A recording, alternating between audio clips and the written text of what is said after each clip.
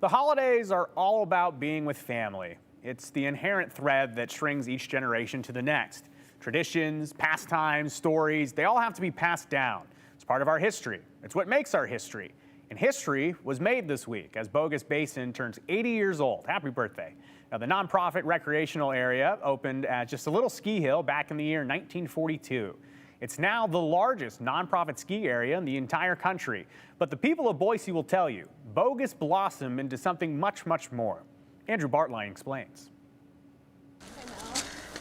Stepping into this chapter of the book won't give the full picture, but the landscape can be scaled. Oh, absolutely. Naomi Shapiro's a regular around here. Yes. Skiing at Bogus is part of her identity. Yeah, I'd say I'm more coordinated on skis than I am just walking around. It's carved into the hillside, somewhere between the stories and the memories passed down from generation. Let's see. I'm trying to think of stories he's told me. To generation. Can we come back to that one? Yeah, we can even start from the beginning. The mountains above Boise have much to offer. Actually, Bogus Basin has a really good archive. Eve Chandler would know, because she literally wrote the book. Right. To document it all. Well, Bogus Basin got its name because 3 swindlers did try to create bogus gold using sand, a little bit of silver, and a tiny bit of gold to create fake gold. And then they sold it both in the city of Boise and Idaho City. They were caught and prosecuted, and they decided that that basin where they created that fake gold should be known as Bogus Basin. The name stuck, even as the plot remained largely dormant for decades until Boiseans flipped to a new chapter. Beginning of Sun Valley in 1936 got a lot of people in the Boise area thinking about a ski area for our own town. And they started at Pilot's Peak near Idaho City and went all the way to the summit at Horseshoe Bend Hill. But when they went to Schaefer Butte and stood underneath Schaefer Butte, they looked at the terrain and said, this is the perfect place for a mountain recreational area and a ski area.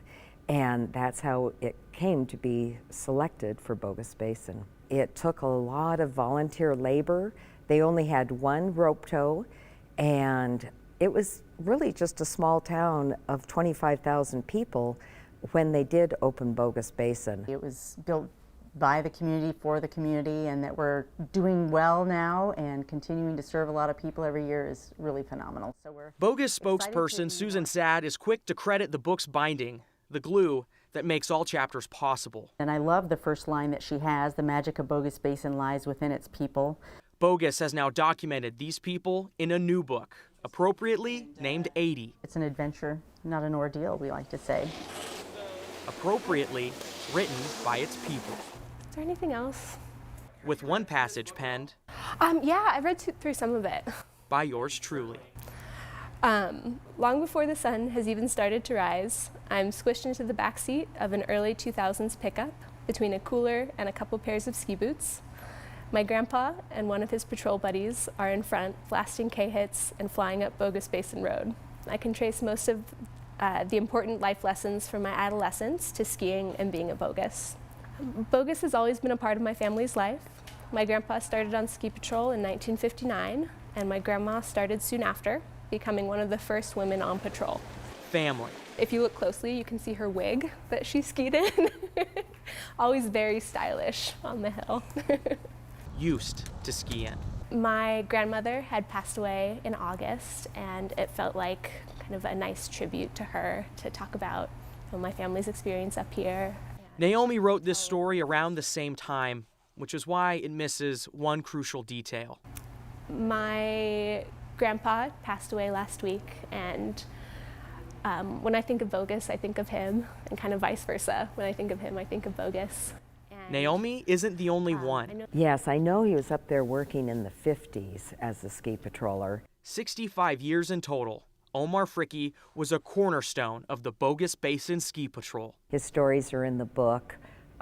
He has helped so many people in the ski patrol. The people, Omar, made him feel like they belong. I think that everybody feels that they own a part of Bogus Basin. But Omar, Yeah. he's written in ink. You can see it right up there. Omar's inspiration, a run forever dedicated to the man who gave 65 years of his life to the mountain. Such a nice thing. He's a staple in the 80-year history, propped for the next generation to write the next chapter.